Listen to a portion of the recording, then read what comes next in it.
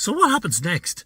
Well, regardless of what happens next, the shock of what's happened in the Middle East is going to be felt for months and months and months at the very least. Strategic fuel reserves are running out in countries across the globe because nobody actually believed this would happen, very foolishly, but it has happened.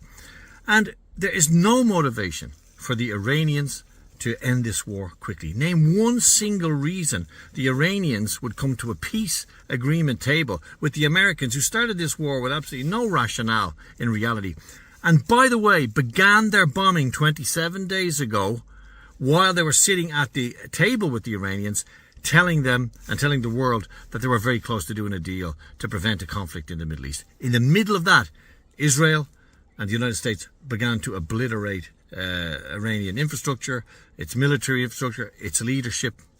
Name one reason, if you were an Iranian in that leadership, that you would sit down with the United States of America today. Every single day that the Iranians can launch a single drone or a single missile to disrupt the economic and geostrategic realities in the region, they win, the Americans lose. And this brings me to my final point, and the most dangerous point, and the most worrying point, and it's this.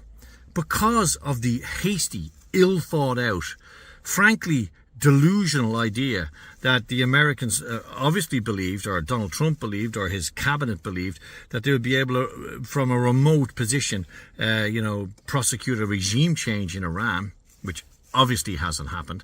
And one final point on that. If there was so much feeling and disharmony in Iran, and so many people have been killed in these revolutions, why has it ended? Why has it suddenly ended? Why has this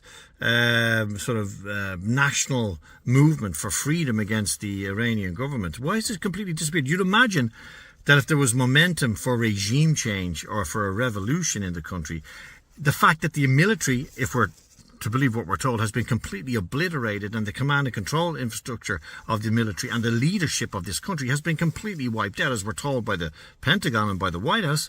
Why aren't people just simply walking out onto the streets to take control? Why indeed?